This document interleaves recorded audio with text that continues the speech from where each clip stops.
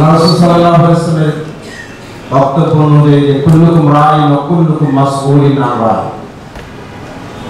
তাহলে প্রত্যেকের জায়গায় আমরা দায়িত্বশীল। যিনি মসজিদের ইমাম সাহেব আছেন, তিনি শুধু মসজিদের ইমাম সাহেব হিসেবে দায়িত্ব পালন করলে সমাজের অনেকগুলো দায়িত্ব তিনি এড়াতে পারবেন না।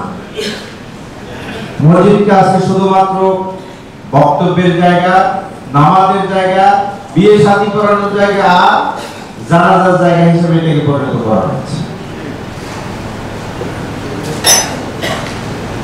এভাবে সমাজের প্রত্যেকটি প্রতিষ্ঠান গুটি কতে কাজের মধ্যে সীমাবদ্ধ রাখা হয়েছে, অথচ এগুলোর মধ্য দিয়ে মানুষের জন্য যে সেবা করা যায়, মানুষের জন্য যে কাজ করা যায়, যারা এই জায়গায় জানেন বা কাজ করছেন তারা করেন না।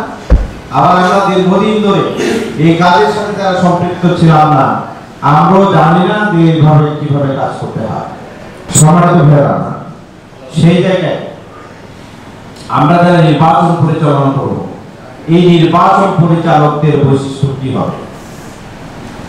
এই নির্বাচন পরিচালক যারা আছেন, এটার মধ্যে যিনি বা যারা প্রার্থী থাকবেন তারাও এখানে সাথে ইনক্লুড।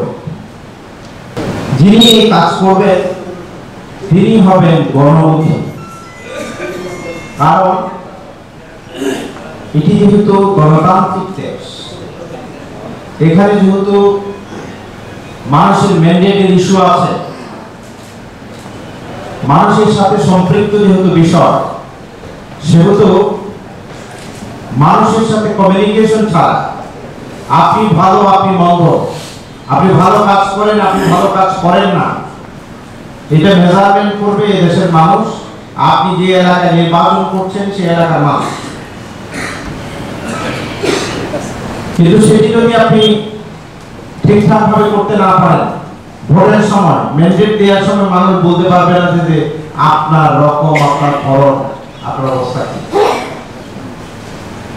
তাহলে তিনি বা যারা প্রার্থী সহ এই কাজের সাথে জড়িত হবেন, ওনারা কি মুখী হবেন? গণমুখী। অর্থাৎ মানুষের সুখ দুঃখ কষ্ট বেদনা যন্ত্রণা সমস্যা সম্ভাবনা এই সব বিষয়গুলোর সাথে ওতপ্রোতভাবে এই ব্যক্তিরা জড়িত